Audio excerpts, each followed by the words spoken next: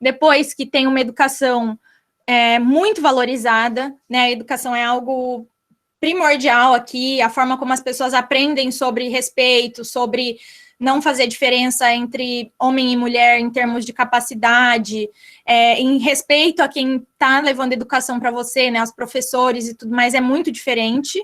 Então, esse tempo na Califórnia me fez refletir muito sobre essas coisas. E durante esse tempo, eu cheguei à conclusão de que eu queria fazer alguma coisa ainda diferente. Então, assim, eu nunca pensei que eu ia ficar na Califórnia para sempre. A Califórnia ia ser um período de transição para mim. Eu entendi que eu queria usar as habilidades que eu tinha do mercado de moda para contribuir para o processo de desenvolvimento de outras pessoas que não necessariamente tiveram a mesma capacidade e o mesmo privilégio que eu de ir para uma faculdade. Então, assim, eu falei, eu vou desenvolver algo, um projeto ou uma empresa, alguma coisa em que eu possa transferir essa educação e esse conhecimento que eu tenho da área de moda, de desenvolvimento de produto, de design, para pessoas que não faziam isso e que não têm esse acesso. Daí eu fui pensando que tipo de pessoa eu gostaria de trabalhar, que tipo de coisa eu gostaria de fazer, e durante esse tempo lá, trabalhando no hostel para pagar minha moradia, trabalhando no café, pensando na vida, andando de bicicleta, vivendo e pensando ao mesmo tempo, né, escrevendo muitas coisas. E aí eu cheguei à conclusão de que eu queria trabalhar com mulheres. Eu falei, eu gostaria de focar em mulheres, porque as mulheres, na grande maioria das culturas, principalmente em países em desenvolvimento, na grande maioria dos casos, elas são as responsáveis pela educação dos filhos. Então, se elas têm essa responsabilidade, e se a gente consegue mudar a vida delas, a gente muito provavelmente vai influenciar na vida das crianças. Então, foi por isso que eu pensei. E o motivo que me fez querer trabalhar com mulheres e depois direcionar realmente o meu trabalho para mulheres que sofreram violência, abuso, qualquer tipo de situação de opressão ou vulnerabilidade, foi porque eu sofri violência doméstica durante toda a minha infância e parte da minha adolescência. Então, assim, o meu pai, ele era extremamente violento. A primeira vez que, sei lá, meu pai tentou me matar, eu tinha 6 meses de idade. Eu convivi com situações e cenas de violência a minha infância inteira, contra mim, contra o meu irmão, contra minha mãe. Recebi muitas ameaças. Então, assim, por bem ou por mal, eu sabia lidar com esse tipo de situação, né? E até aquele ponto... Ana Flávia está falando, passou por violência psicológica. A parte da minha adolescência eu sofri a violência psicológica. Algumas pessoas elas falam para mim assim, eu só sofri violência psicológica. E eu respondo para elas, não tem só. Gente, nenhum tipo de violência é mais ou menos que a outra, porque ninguém deveria sofrer nenhum tipo de violência, né? Então, é super importante a gente entender isso. Violência psicológica é muito pesado, afeta a gente de maneiras que a gente não consegue compreender, e é super importante falar disso. Achei super interessante que você fez esse comentário, e eu resolvi justamente falar disso como uma bandeira, assim, porque eu sei que eu encontro pessoas no meu caminho, já encontrei muitas, tenho encontrado cada vez mais, que se identificam com a minha história e que encontram forças nas coisas que eu passei, assim, nas coisas que eu sobrevivi, e isso ajuda essas pessoas. Então, por isso eu faço toda essa comunicação a respeito disso.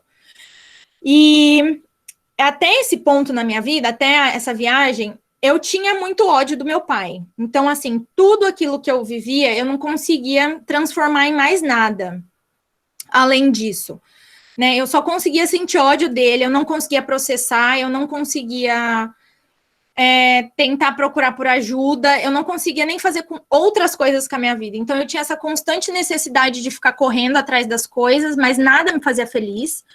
E foi nesse ponto que eu cheguei à conclusão de que, independente do que eu passei, por pior que tenha sido, eu nunca mais vou poder mudar aquilo. Eu posso fazer terapia, eu posso fazer tratamentos, eu posso falar a respeito ou não falar a respeito. Aquilo nunca mais vai sair da minha vida. Nunca mais, não importa o que eu faça. E a minha escolha, que eu não digo que é mais certa ou mais errada, foi de utilizar essa experiência como uma ferramenta para auxiliar outras mulheres a se libertarem desse tipo de situação. Então, assim, eu optei por perdoar o meu pai, eu optei por entender que eu passei tudo aquilo e perdoar, não por causa da pessoa, mas porque eu sei que não perdoar não estava me fazendo uma pessoa melhor.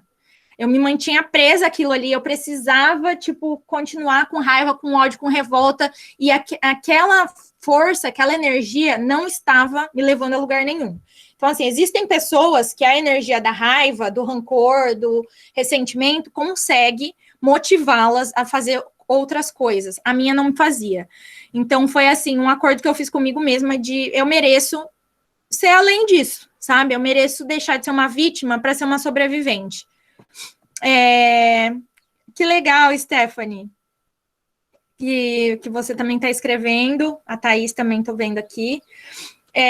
Então, eu resolvi que eu queria fazer isso com mulheres que tivessem vivido situações assim.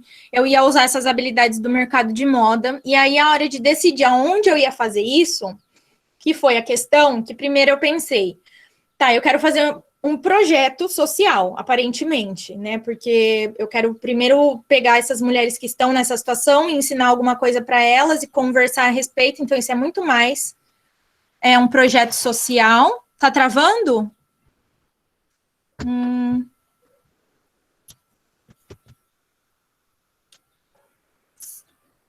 Tá conseguindo me mas ouvir? a mensagem a gente está conseguindo compreender. Às vezes, sim, às vezes dar uma compilada no áudio e passar tudo meio rapidinho, mas a essência, sim.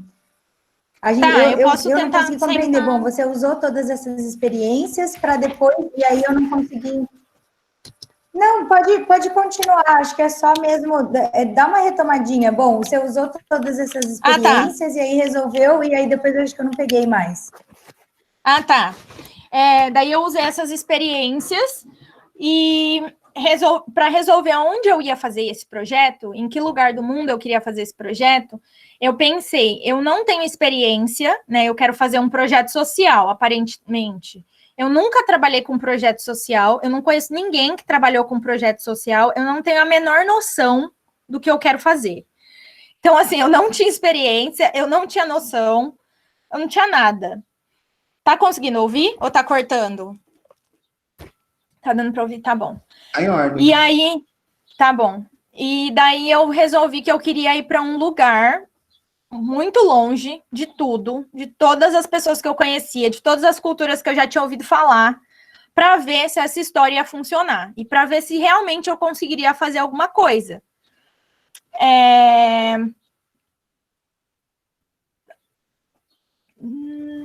Acho que só tá travando para você, Tati. Tá travando para mais alguém? Para mim tá tranquilo aqui também. Aqui o João falou que tá tranquilo. Tá tranquilo. Não, deve ser a minha internet, então. Não, então pode seguir, Carlinha, deve ser bom. a minha. Tá bom, então.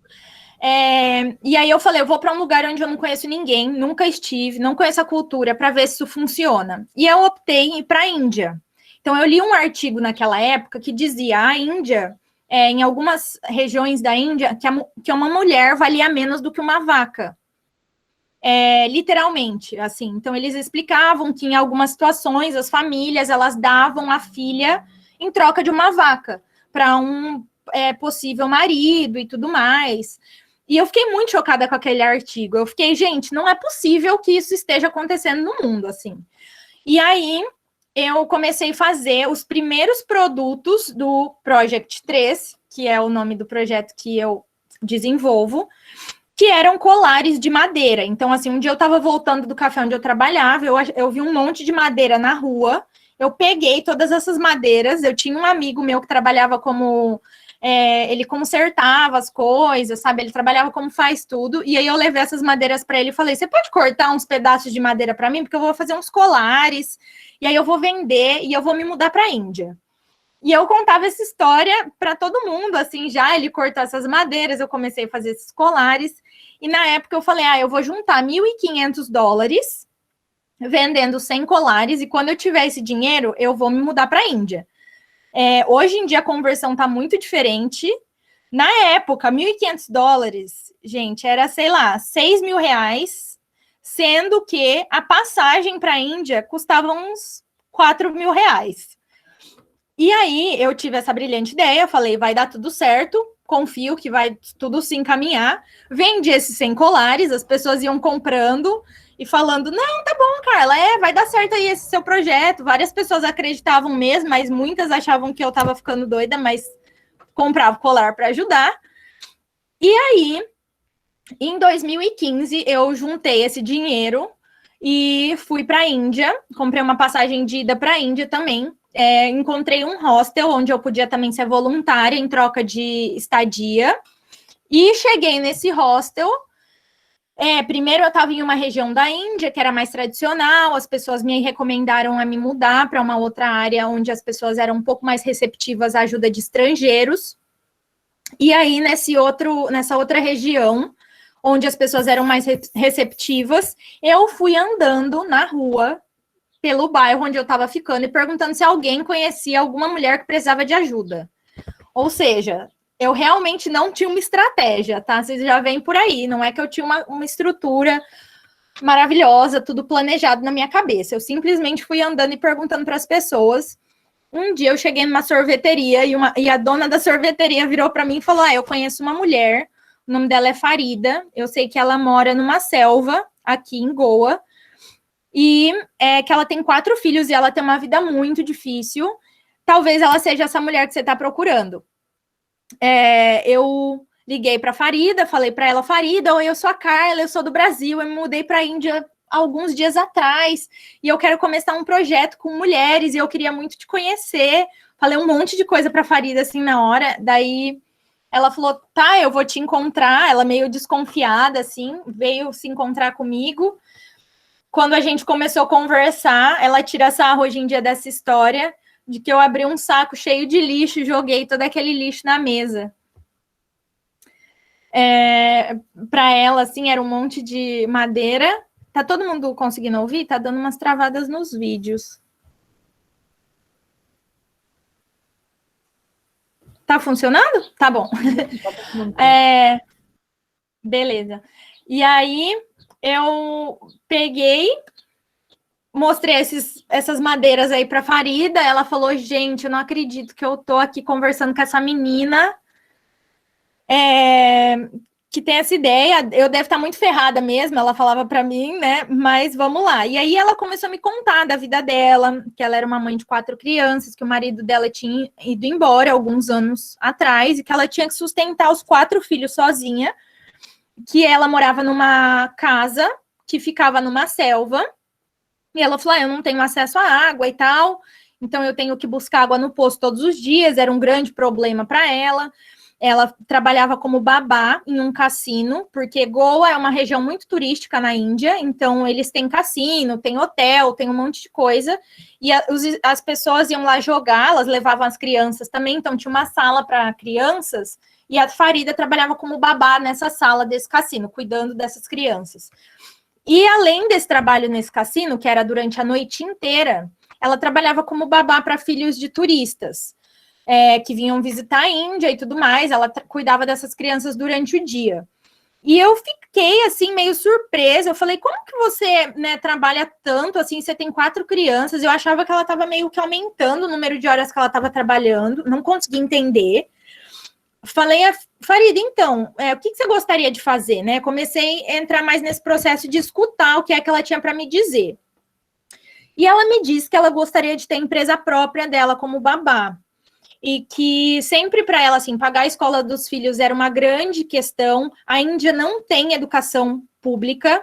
A gente trabalha em 2 países hoje em dia, na Índia e no Quênia. Os 2 países, eles não têm acesso à educação pública. Então, assim, se você não paga, você não vai estudar. E quem é de situações menos privilegiadas, obviamente, sofrem muito com isso, né? E por isso aquela situação de falta de educação e falta de discernimento e de senso crítico perpetua toda essa questão de se manter na situação de vulnerabilidade, violência e pobreza. E aí eu falei se eu poderia visitar a casa da Farida. Nesse dia que a gente se encontrou, ela disse que eu podia visitar, porque eu falei, casa na selva, não tô entendendo direito, tal, acho que eu vou lá ver. Quando eu cheguei na casa dela, eu vi que ela morava num barraco de metal, em uma selva, realmente. Eles tinham que fazer um caminho, assim, de mais ou menos uns 400 metros para chegar no poço, para buscar água, e eles precisavam fazer esse caminho 20 vezes, só para repor a quantidade de água necessária pro dia. Então, todos os dias, a Farida, os filhos dela, eles tinham que ficar fazendo isso 20 vezes, tipo, todos juntos, assim, então dava, sei lá, 5 vezes para cada um, 4 vezes para cada um, dependendo do, né, do número de pessoas que estavam envolvida, só para ter água para o dia. Eu perguntei se eu podia morar na casa dela, porque eu falei, a única maneira que eu vou conseguir compreender o que é que você talvez precise, se é que eu posso ajudar, é entendendo a sua vida.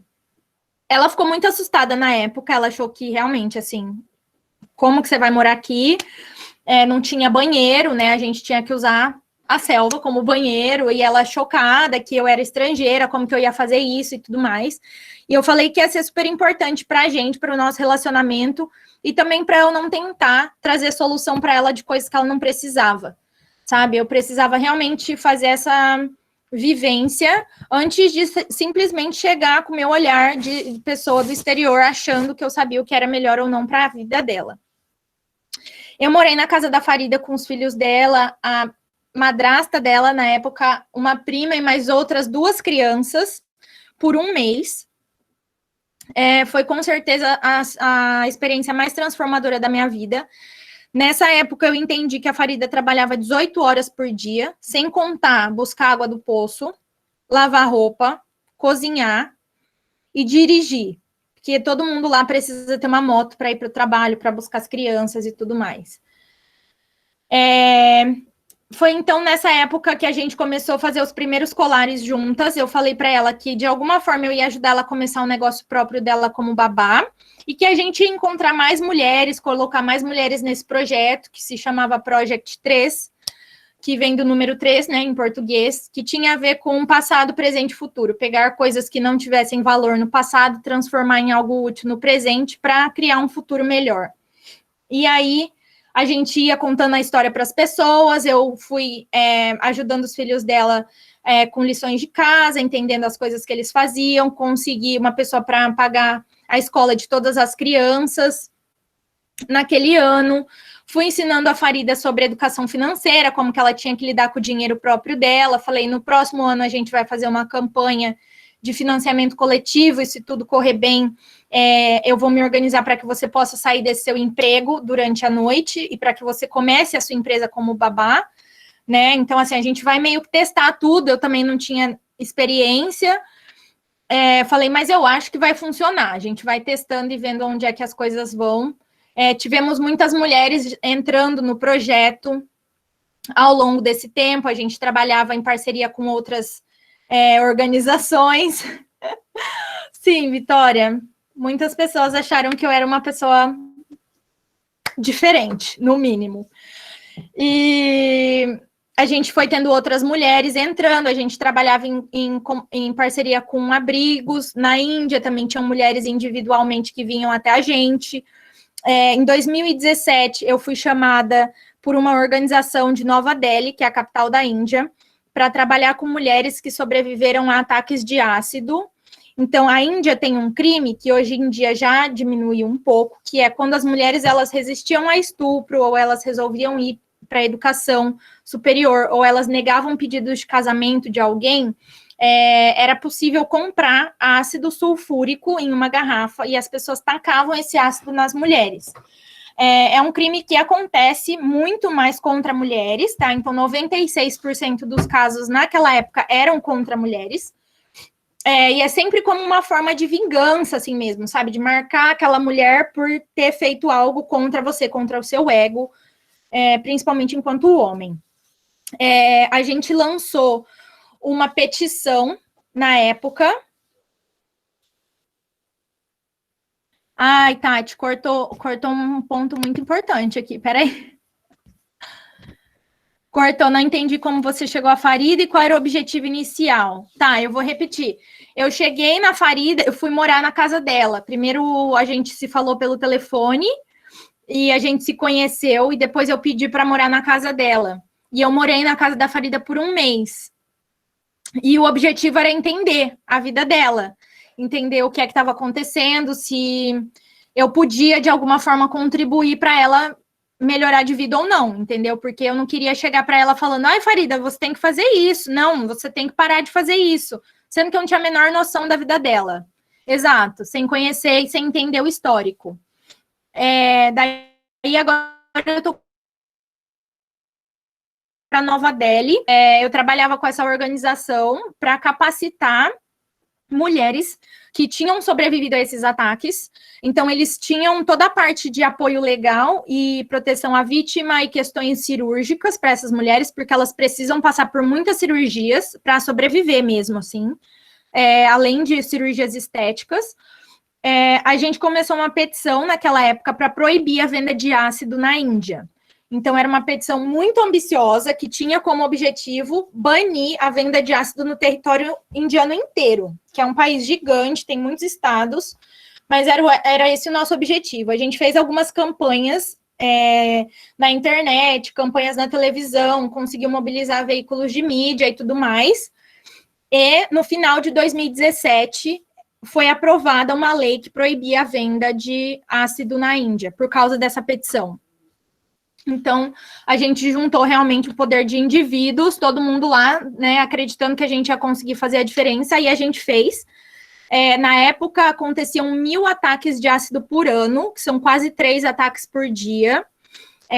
Hoje em dia, os números são muito menores, então, assim, tem menos de 300, 250 ataques ao ano. Ainda existe, mas é uma diminuição bem significativa.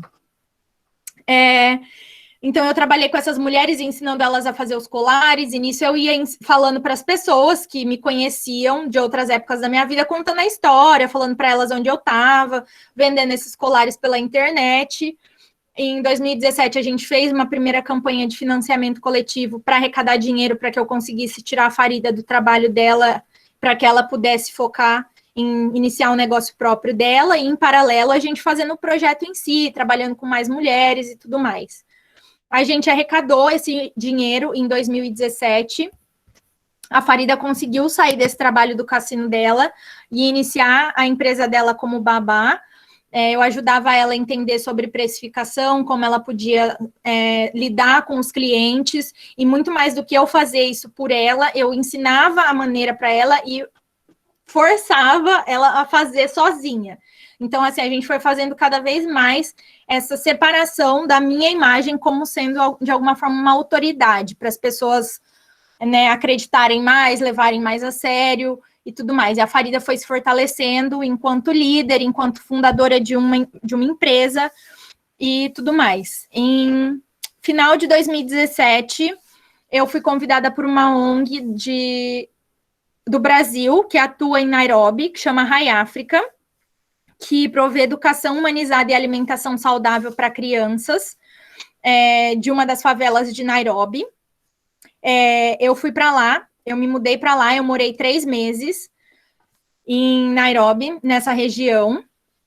Foi super intenso também, uma história bem diferente. Trabalhei com as mães das crianças dessa escola, porque elas não tinham nenhuma fonte de renda.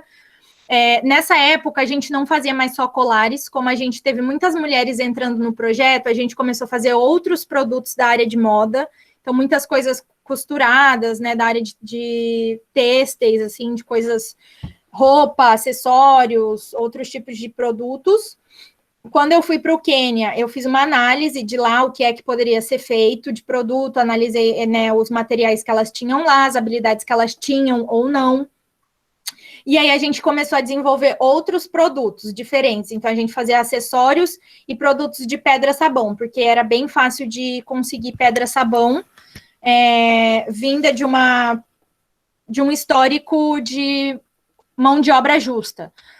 Tudo que a gente faz no projeto é feito com mão de obra justa, tudo é feito pelas mulheres do projeto ou inspirado nelas. Então, assim, a gente tem alguns produtos impressos, que ilustradoras fazem trabalhos inspirados no projeto e doam a arte delas para a gente, mas tudo que vocês ainda vão ver aqui hoje nas fotos foram feitos pelas mulheres do projeto. Elas aprendem não só a fazer esses produtos, mas sobre precificação, controle de qualidade, gerenciamento de estoque, envio, tudo. Então, assim, todas as vendas que a gente faz nos lugares também, elas que são as responsáveis. Então, assim, não é que a gente tem alguém intermediando esse processo. Elas foram treinadas e foram capacitadas até elas serem as pessoas que tomam conta dos projetos nos 2 países. E isso vem sendo feito ao longo dos anos, né? A gente começou o projeto em fevereiro de 2016, então a gente tem 4 anos e alguns meses de existência. A gente já capacitou aproximadamente 100 mulheres desde o começo do projeto. Então, tudo foi feito por mim até hoje, e daqui para frente a gente está criando estratégias para que eu não seja mais essa pessoa e para que essas mulheres consigam ser essas próximas professoras. Hoje em dia, a gente tem 31 mulheres trabalhando no projeto na Índia e no Quênia, então 18 trabalham na Índia, 13 no Quênia. As que não estão mais, elas encontraram outras oportunidades de trabalho, iniciaram os projetos delas, iniciaram as empresas delas, ou trabalham para o governo, ou trabalham em outros lugares. A gente faz diversos produtos, a gente também tem trabalhado com turismo sustentável e atividades em que essas mulheres são guias turísticas para as pessoas. Tudo isso está parado agora por causa da situação da pandemia, mas elas tocam tudo isso. E acho que, assim, resumindo, seria isso. Hoje em dia eu moro na Alemanha, o meu marido é alemão, a gente se conheceu na época dos Estados Unidos e ele foi me acompanhando ao longo dos anos. Depois de um tempo eu entendi que também eu precisava ter um espaço desse trabalho, né, onde eu pudesse vir para minha casa, assim, me tirar dessa situação por um tempo. O meu foco é trabalho com mulheres que são divorciadas, viúvas, mães solteiras, sobreviventes de ataques de ácido, refugiadas e donas de casa que nunca trabalharam antes. Hoje em dia, a Farida, que é o primeiro exemplo que eu passei para vocês, ela é a fundadora da nossa ONG na Índia. Ela é diretora da ONG. Todos os casos e situações que a gente tem de abuso, violência e vulnerabilidade, a Farida lida sozinha, ela só me consulta, então, assim, ela só me explica o que é, mas ela me passa todas as direções, então, assim, eu atuo muito mais num suporte, assim, num apoio para ela, do que como alguém que fala, é assim que você faz, você tem que me obedecer, né? Então, a gente faz isso de uma maneira bem colaborativa. E a gente está em um processo de estruturação da empresa social, porque a gente precisa ter essa categorização de 2 aspectos, né? ONG, porque a gente ainda ajuda mulheres, a gente ainda ajuda com escola, acesso à água, acesso à alimentação 3 vezes no dia, proteção legal contra a criança ou contra a mulher, né, em casos de violência, assim, a gente já teve muito caso de violência e que a gente precisa proteger a pessoa. Então, isso vem de uma parte social ainda, né? A gente precisa usar esse dinheiro é dado, né? Não é algo que a gente tem condições de tirar do salário delas. E, em paralelo, a gente tem uma empresa, porque a gente faz produtos que a gente vende, que paga o salário delas e que paga as pessoas que trabalham no projeto. E é isso. Atualmente, a gente tem um time, todo mundo é voluntário no projeto, exceto eu e mais uma funcionária, que é a Amanda. Fora isso, nós temos 32 voluntários em 7 países diferentes. A grande maioria são mulheres, mas a gente tem alguns homens. E essa é a história que eu queria contar hoje para vocês. Fantástica! Muito obrigada, Carlinha. Você viu ali pelos comentários, né? A mulherada da nossa escola aqui te admirando muito. Pessoal, alguém tem alguma pergunta para a Carla sobre a ONG, sobre o trabalho que ela desenvolve? Se quiser abrir o microfone e perguntar, pode. Se quiser escrever aqui no chat também. Posso perguntar? Aquela, levantei a mão. Carla, tô aqui analisando todo esse contexto. Meu Deus, parabéns. Hoje eu acho que eu não teria essa coragem que você teve, porque eu sou mãe, então acho que eu coloco mais o pé no freio. Mas também gostaria muito de trabalhar, ajudar de outras maneiras, né? Porque a gente não precisa estar ali sempre presente, igual você falou agora no final da sua fala, que você está mais auxiliando. E isso também é importante. Às vezes, muitas pessoas precisam, muitas mulheres precisam só ser ouvidas, né? Na minha opinião. E eu queria só uma pergunta para entender, assim, nesse contexto agora de pandemia, como que ficou tudo isso? Vocês estão conseguindo vender ainda, produzir? Como que foi? Como que funcionou aí? Sim, obrigada, Thaís. Eu acho que realmente é isso. Em muitos casos, as pessoas só precisam ser ouvidas. Hoje em dia, depois de ter feito tudo isso, eu acho que uma das minhas novas missões é justamente desmistificar esse papel de interventor social ou pessoa que faz projeto de impacto social como alguém que se sacrifica para ajudar o outro. Porque tudo que a gente faz e a gente se sacrifica e a gente meio que negligencia quem a gente não é sustentável a longo prazo, né? Porque antes de ser qualquer coisa, de ser alguém que quer mudar, de ser alguém que viveu essas histórias, de ser alguém que ama contribuir para o desenvolvimento do mundo, do país, das mulheres, dos homens, de todo mundo, eu sou um indivíduo. Então, assim, eu também tenho que ser feliz no nível individual. E eu tento falar muito disso, assim, de saúde mental, de você se manter bem primeiro com você, sabe? Você não tem que ter todas as respostas enquanto indivíduo, mas você tem que ter muita atenção nisso. E a gente sempre pode fazer alguma coisa, nem que seja pela nossa comunidade, nem que seja pela nossa família. Então, assim, a gente tem uma oportunidade de todas as vezes olhar de uma maneira diferente para todas as relações que a gente tem. Então, assim, e se hoje eu olhar para alguém com quem eu tenho um conflito, alguém que eu sei que está tendo um problema e em alguns momentos eu não tive paciência, e eu decidi ouvir essa pessoa, sabe? E realmente eu vou tentar ouvir. Eu acho que a gente não é preparado para entender que as pessoas são diferentes, né? Imagina todo esse meu trabalho com tantas culturas, tantas religiões, tantas coisas tão diferentes.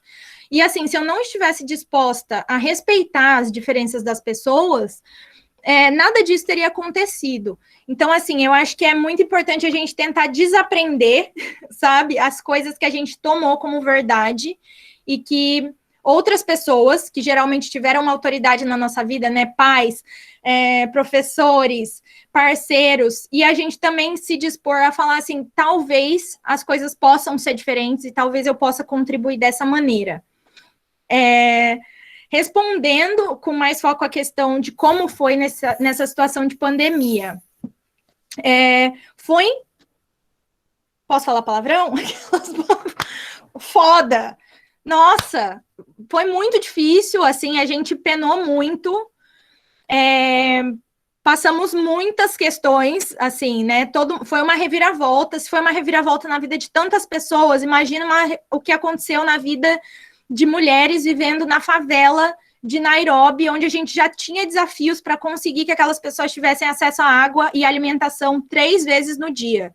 Então, assim, a gente teve que fazer financiamento coletivo para ter condições de comprar sabão para as pessoas lavarem a mão, sabe? É um nível, assim, complexo, assim, de realidade. Ao mesmo tempo, eu sofri muito no começo da pandemia, eu fui muito afetada em um nível individual, assim, eu me senti muito impotente, eu tive muitas crises de choro, de questionamento do que eu estava fazendo e tudo mais. Essa crise durou, acho que 1 semana, e daí eu chacoalhei a poeira e falei, gente, não vai dar tempo, sem tempo, irmão, não vai dar tempo de eu ficar aqui sofrendo, porque tem gente que não tá tendo que comer, sabe? E eu não sou a solução de todos os problemas, mas eu sei que eu consigo motivar pessoas a contribuírem nesse momento. Então, assim, a gente colocou uma campanha no ar de financiamento coletivo emergencial.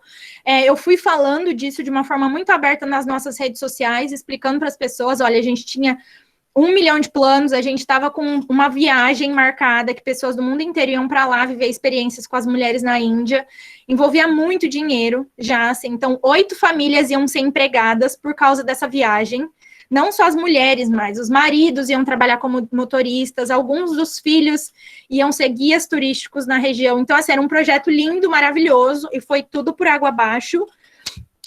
E, de novo, a mesma coisa que eu falei para vocês foi o que eu tive que fazer, aprender a desaprender, né? Não importa o quanto eu achei que ia ser lindo, maravilhoso, se eu ficasse presa ali, aquilo não ia mudar, né? Então, assim, eu podia continuar ali sofrendo, ou eu podia tentar encontrar uma solução.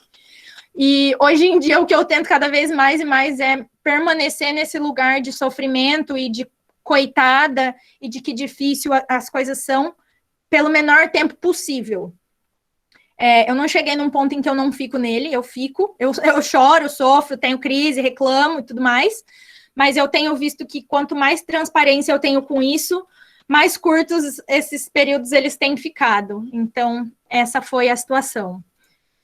A gente teve um aumento nos casos de violência doméstica, alguns chegaram em situações mais extremas, mas a gente vai contornando da maneira possível.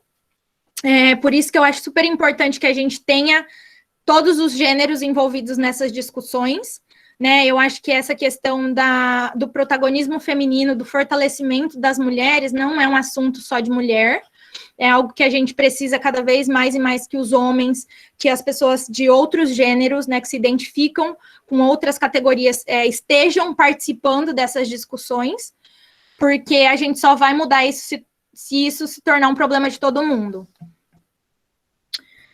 Sensacional. Você tá com acesso ali ao chat, né? Acho que você acabou de responder ali a pergunta da Cris, se você sabia desde o começo que ia dar tudo certo, ou se você ficou confusa.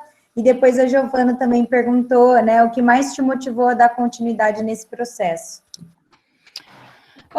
Sim, acho que respondi da Cris, já, né, sempre tive momentos de confusão, mas, assim, eu acho que essa questão de que eu tive uma motivação muito pessoal com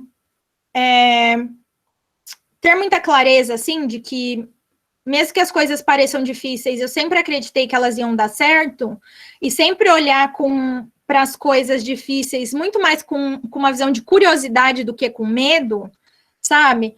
Talvez as coisas não vão ser como eu esperava, mas talvez elas acabem sendo algo também legal, também interessante.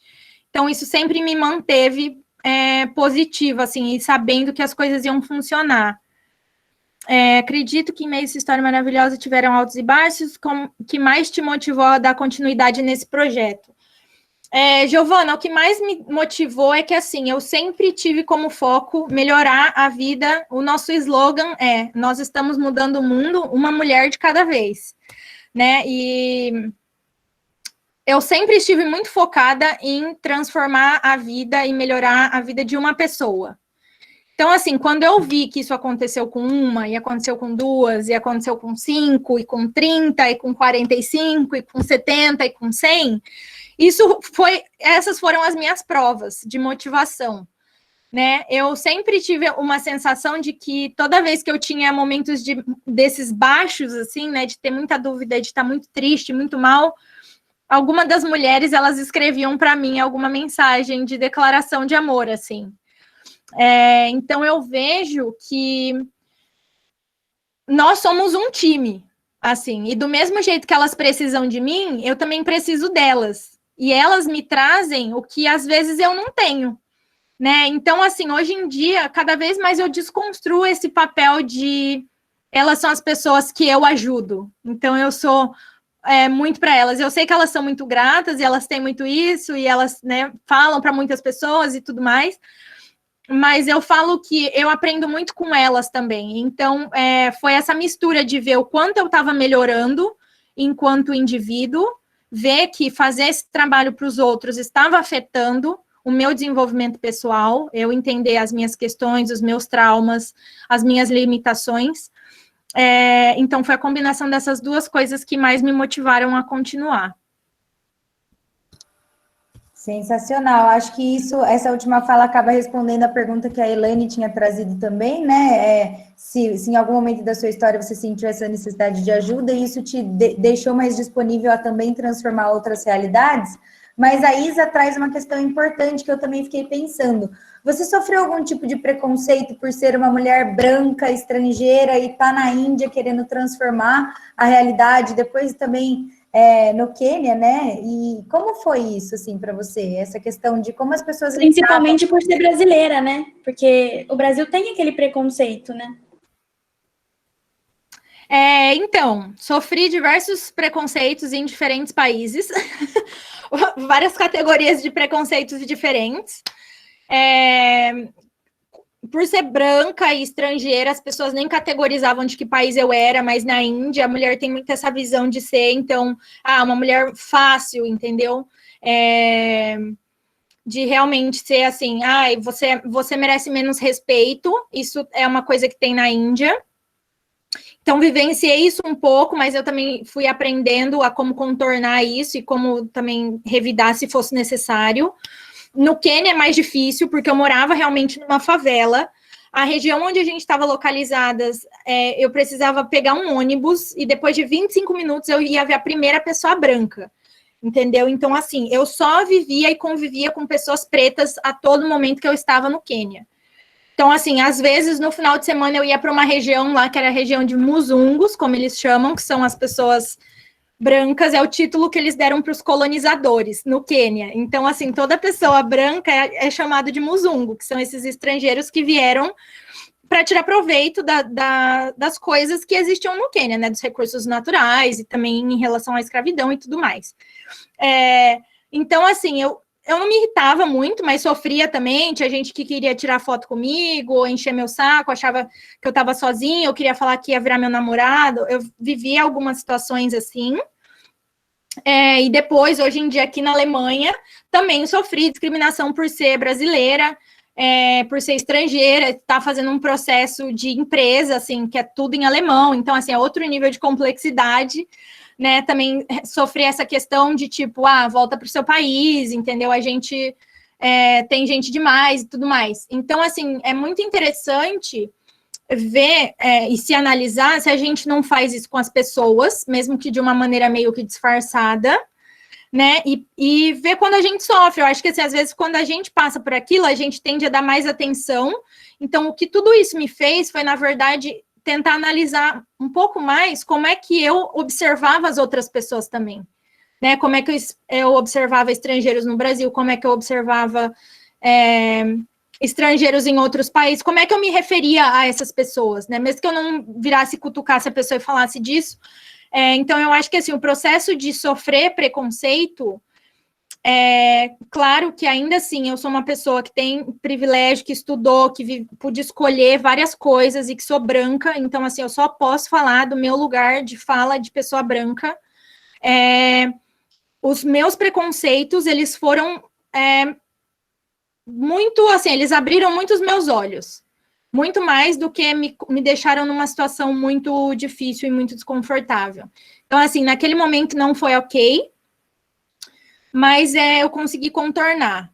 Mas eu não acho que isso se aplique a pessoas pretas, porque eu acho que é completamente uma outra situação. Então, assim, eu estou respondendo por mim enquanto pessoa branca, tá? Perfeito, perfeito. Alguém perguntou aqui como a gente pode ajudar a dar continuidade a esse projeto. Sim, eu vou compartilhar algumas fotos com vocês, vou mostrar no final. Vocês podem seguir o nosso projeto no Instagram, me seguir também, se vocês tiverem interesse em saber mais assuntos sobre empreendedorismo social. Hoje em dia eu tenho compartilhado mais coisas em português. E assim, eu compartilho algumas coisas em inglês também, mas eu sempre coloco legenda em português, então eu acho que é sempre legal de qualquer forma, porque vocês vão ter a oportunidade de ver alguém que vocês já ouviram falar aqui em português falando em inglês, e vocês podem ler. Acho que principalmente para quem está nesse processo ainda de primeiro, segundo e terceiro colegial, é super importante aprender idiomas. Eu acho que tudo que a gente pode querer fazer um dia no mundo, poder falar uma outra língua, abre muitas portas, tá? Então, espero que vocês acompanhem por lá e, de novo, não vejam como um empecilho para a gente se conectar, mas só como mais uma maneira que eu me comunico. As pessoas podem comprar produtos. A gente não tem nenhuma campanha no momento aberta, a gente já arrecadou a campanha que a gente precisava para a situação do Covid, mas uma vez no ano a gente faz um financiamento coletivo, que as pessoas podem doar. E no geral é isso, assim, falar para mais pessoas sobre o projeto, ou se quiser comprar um dos nossos produtos, a gente tem pessoas que vendem os produtos no Brasil, tem uma pessoa em Campinas que tem os produtos, então eu posso passar o contato. São essas peças feitas pelas mulheres, mas só de, assim, estar envolvida, fazer parte das redes sociais, sabe? Seguir, divulgar para outras pessoas, isso já faz muita diferença. Fantástica, que maravilhosa. Mostra pra gente, então, acho que tá todo mundo curioso para ver essas fotos aí, para a gente poder interagir mais com todo esse projeto. Sim, vou mandar.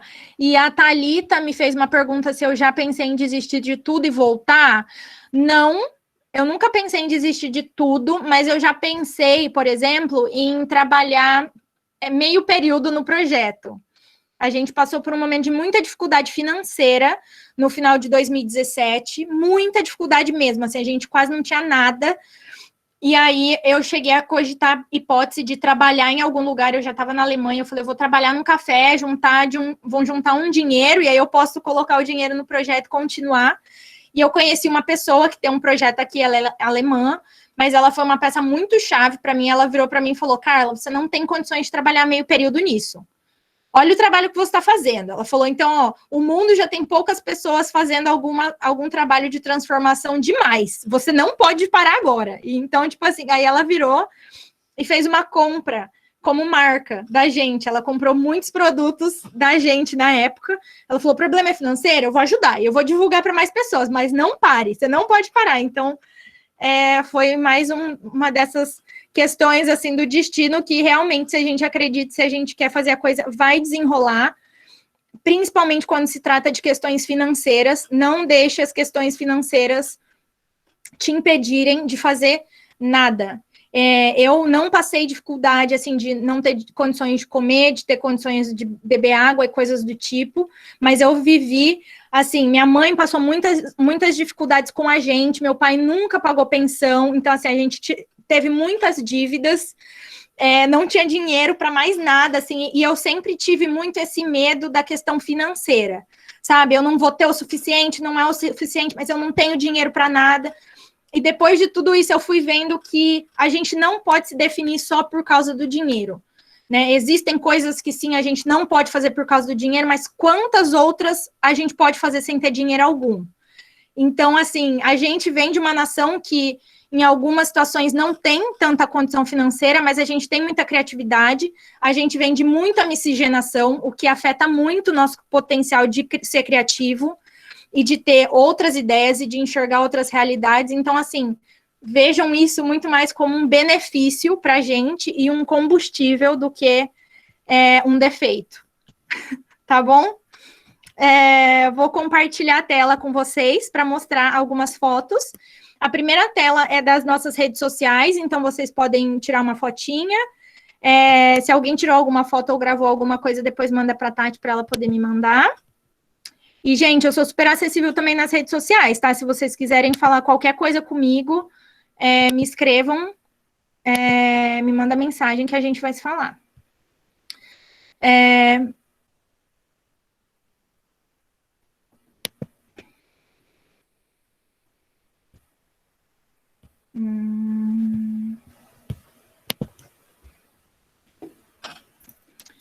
Tá, aqui é o meu Instagram pessoal, é a primeira, e o segundo é o Instagram do projeto.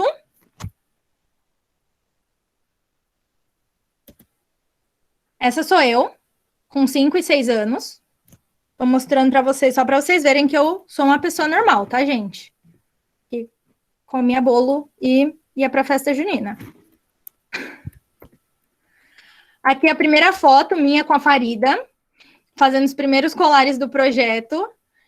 Alguns desses materiais eu trouxe comigo da Califórnia. Nesse lugar aqui, eu estava morando de favor na casa de um alemão, também lá da Índia.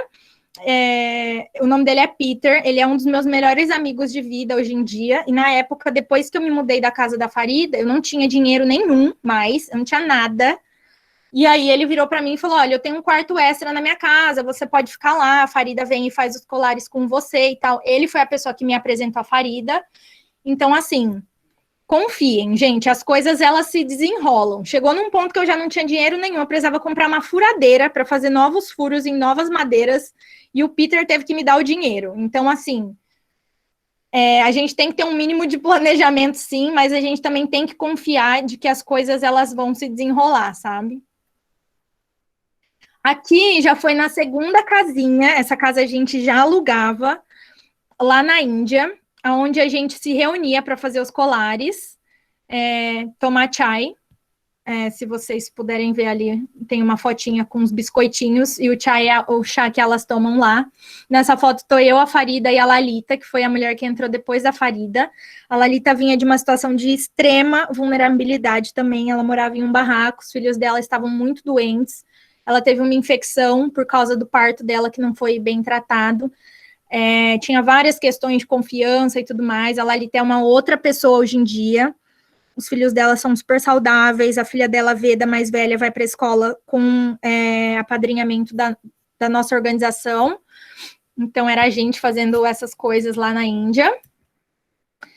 Nessa foto é a Basante, em Nova Delhi. Ela é uma das sobreviventes com quem eu trabalhei em 2017. A Basante, ela foi atacada quando ela tinha 48 anos pelo chefe dela.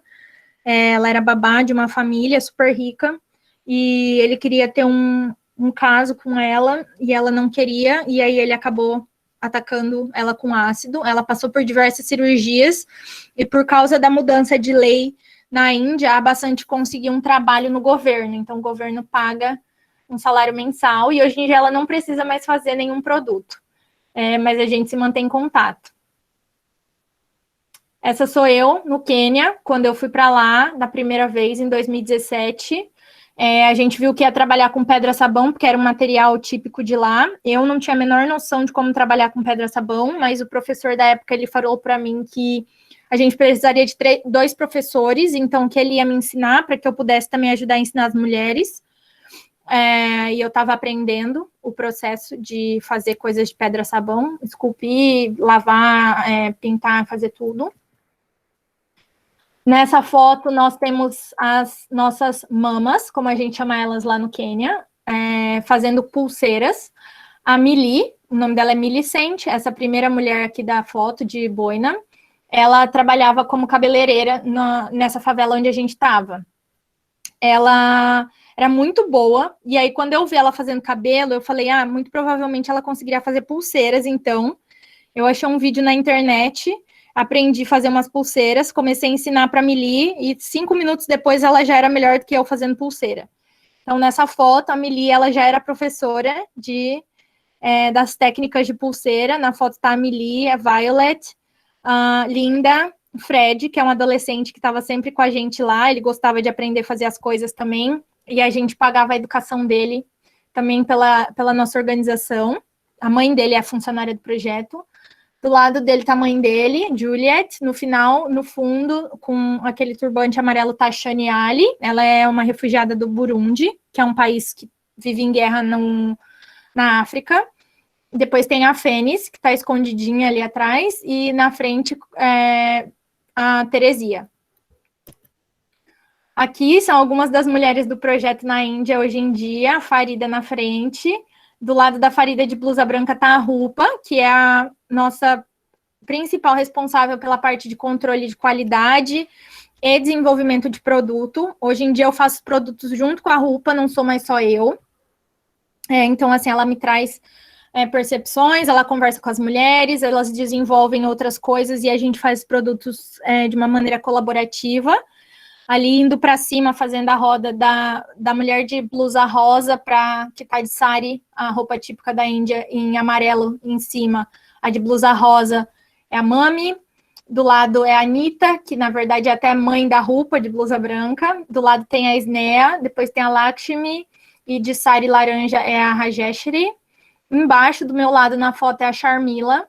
Em 2018, o marido da Sharmila morreu de infarto fulminante. E na Índia, se você se torna viúva, você é excluída da sociedade. Ela tinha uma filha de 16 anos na época. Se ela não tivesse no projeto, muito provavelmente ela teria que casar a filha dela, como uma maneira de ter menos despesas, mas porque ela trabalha no projeto, a filha dela continua estudando, e hoje em dia a filha dela trabalha com a gente, desde esse mês. Ela começou a trabalhar no projeto lá na Índia. Do lado é a Gangu, e na frente, com esse sari marrom e bege, é a Manoj Devi. Aqui é o nosso time do Quênia, tá nessa foto eu e a Mari, que é a minha parceira lá, que é a fundadora da escola Rai África. Todas as mulheres da foto são Aisha, do meu lado, com um bebezinho de roupa rosa. Do outro lado tem a Juliet, depois tem a Lucy, Teresia com Gideon, depois é a Shaniale, a Linda, de moletom amarelo. Na linha de baixo, o Mary, de blusa vermelha Fênix, do lado a Catherine, que é filha da Teresia, que está com o bebê de roupa vermelha em cima. A Catherine, ela não trabalha no projeto, ela só recebe acesso à educação, mas as crianças sempre ficam lá com a gente, porque elas gostam de ficar nos lugares que a gente está. Depois tem a Violet, Millicent, e do lado é o Fred. 2 produtos que a gente faz hoje em dia na Índia, os brincos, são de miçangas recicladas, então a gente tem pessoas que doam acessórios quebrados ou coisas que elas não vão usar mais e a gente transforma em brincos, e os elefantinhos, que são acessórios de criança, mas tem adultos também que compram para decoração, são feitos à mão, com bordado manual e preenchidos com tecido de algodão. Tudo que a gente faz no projeto é feito à mão pelas mulheres e com mão de obra justa. Esses produtos aqui são do Quênia. Então, as caixinhas feitas de pedra-sabão, as pulseiras de macramê, trancinha e de miçanga.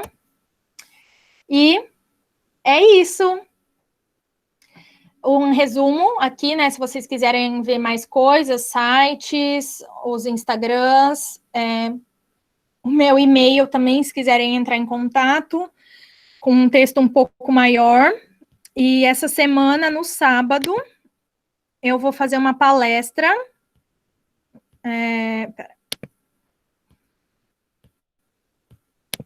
No Jardim Secreto, que é um projeto que tem em São Paulo de umas amigas minhas. Vai ser meio-dia do Brasil, que eu vou falar como criar impacto social no seu projeto ou marca. Não é focado só para pessoas que já têm projetos ou marcas, tá? Então, se você só quer vir, quer fazer mais perguntas, quer ouvir coisas diferentes, pode vir, é gratuito. Eu vou divulgar melhor todos os detalhes no meu Instagram.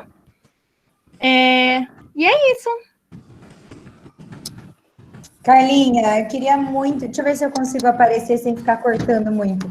Eu queria muito, muito agradecer o seu tempo, a sua disponibilidade de vir aqui falar com os nossos alunos. A realidade da escola pública, né? A gente não pode contribuir, às vezes, com palestras, e agradecer, então, o seu voluntariado, né? De vir aqui e abrir a percepção de todos esses alunos e alunas que muitas vezes se veem sem opções, né? Assim, eu vou fazer uma faculdade, eu vou trabalhar. Então, existem outras possibilidades de traçar um projeto de vida que não seja, né, como a maioria. Então, por uma profissão, por um emprego que seja dito como tradicional, né? Então, pelos comentários aqui, incrível, amei, você é uma inspiração. De fato, é muito inspirador mesmo a gente ver que tem pessoas que transformam a dor em oportunidade, em possibilidade de transformar, né, o mundo em que a gente vive. Então, eu queria agradecer você com um abraço imenso. Eu ainda não te conheço pessoalmente, mas tomara que a gente possa se conhecer algum dia. E gratidão, viu, amada, por vir aqui possibilitar esse encontro para os nossos alunos. Sim, muitíssimo obrigada, gostei demais, muito obrigada por todos os comentários, gostei que muitas pessoas ficaram até o final. O Flávio pediu para eu explicar uma coisa aqui, para explicar sobre o conceito de mão de obra justa. Obrigada por essa pergunta, Flávio. O conceito de mão de obra justa é você pagar, né, você reconhecer financeiramente as pessoas que desenvolvem um produto ou que fazem a produção de algo numa cadeia produtiva. Então, assim, hoje em dia, o mundo é feito de uma maneira que muito do que a gente produz é feito em países em desenvolvimento, ou seja, os países mais pobres, né? Que muito geralmente são os países que têm mais recursos, mas que têm menos dinheiro. E esses países, eles continuam até hoje sendo muito explorados, né? Não só em termos dos recursos, mas em termos da mão de obra, porque é muito barato produzir nesses lugares. E aí, o que acaba acontecendo? Muitas dessas pessoas, elas trabalham em condições injustas, né? Então, assim, elas não seguem uma ética, elas são pagas valores sub-humanos, elas não têm nenhum tipo de direito trabalhista, e essa é uma coisa que acontece no mundo inteiro, mas com grande foco em países da América do Sul, África e Ásia. O que a gente faz dentro do Project 3 a gente paga valores justos. E qual é a definição desse valor justo? Ainda assim, existem muitas margens, assim, para você definir o que é justo e o que não é. Né? A gente não consegue vender produtos e destinar 100%, 50% da venda para as mulheres, porque a gente tem custos, a gente precisa contratar pessoas e tudo mais, mas uma forma de produção convencional, vamos supor, a gente compra a roupa da CIA, né? Essa roupa, a pessoa que produziu, costurou, cortou, estampou, essas pessoas, elas são pagas, geralmente, 0,6% do valor que a gente paga naquela roupa. Ou seja, se a pessoa paga 0,6%, imagine só, se a gente compra uma blusa de R$15, quanto é que a pessoa que produziu aquilo foi pago? E o que a gente faz é ir contra isso, a gente paga muito mais para as nossas mulheres, a gente varia entre 20% do valor total da nossa produção até 11%, dependendo da taxação que a gente tem que pagar para os países nos quais a gente vende os nossos produtos. Então, assim, elas são sempre pagas o mesmo valor. Se a gente produzir um item muito mais quantidade, em produção de grande escala e empresas que não são éticas, a gente força o produtor, né, o artesão, a te cobrar menos. Então, assim, se eu pagava antes R$5 numa camiseta e eu falo que eu quero 1.000 camisetas, eu quero pagar R$3,50 na camiseta. E a gente nunca mexe no lucro da pessoa que produz a peça. Então, assim, esses são os principais conceitos de mão de obra justa, que tem a ver com beneficiar financeiramente a pessoa que está produzindo aquilo de uma maneira mais representativa no valor daquele produto.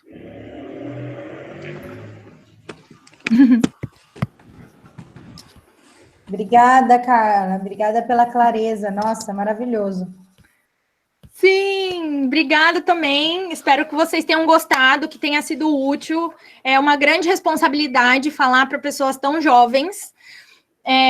Então, eu acho assim, primeiro de tudo, eu queria, né, tirar o meu chapéu para vocês que são professores e professoras. Parabéns pelo trabalho. Vocês são guerreiros e heróis, assim, de verdade. Gostaria que a gente vivesse um mundo em que as pessoas que, né, transmitem educação para a gente tivessem mais reconhecimento. Então, queria primeiro deixar aí muito obrigada a todos vocês por esse trabalho tão importante. E para todo mundo que assistiu, espero que tenha sido útil e, de novo, podem me contatar mais vezes. Eu sempre respondo as coisas, às vezes eu demoro um pouquinho, mas eu tô ali. E é isso, gente. Um grande beijo para todo mundo e tenham um bom final de dia aí. Boa tarde, né? Vai ser começo da tarde ainda. Isso, obrigada, Carla. Eu li ali uma mensagem e queria ler ela para que você nunca desista. Você faz a diferença no mundo, maravilhosa. Nunca desista desse seu projeto e de conseguir emancipar, né, empoderar outras mulheres. Gratidão pelo seu serviço planetário também. Ai, que lindo. Muito, muito obrigada, gente. E boa sorte para todo mundo aí. E a gente vai se falando. Tá ótimo. Um beijo. Tchau, tchau. Boa tarde, boa noite aí para você. Obrigada. Alunos e alunas, muito obrigada pela presença. Nós batemos aí os 109 milhões de espectadores. A galera do Projeto de Vida, espero que vocês tenham se inspirado também, né, com a fala da Carla, com o projeto. Então, é possível sonhar e é possível realizar os sonhos e os projetos de vida de vocês. Tá bom? Professores, colegas, muito obrigada também pela presença. Foi incrível que eu tive o apoio de vocês, então muito obrigada por estarem aí também. E é isso. Muito obrigada pelos comentários, gente. Vocês são demais. Meus alunos são incríveis. Um beijo para todos. Falou, Tati. Falou. Obrigada, Tchau, Tati. Imagina, muito obrigada. Imagina. Thalitinha. Tchau, galerinha. Tchau, Dori. Falou, Walter. Obrigada. Também te amo, Ale.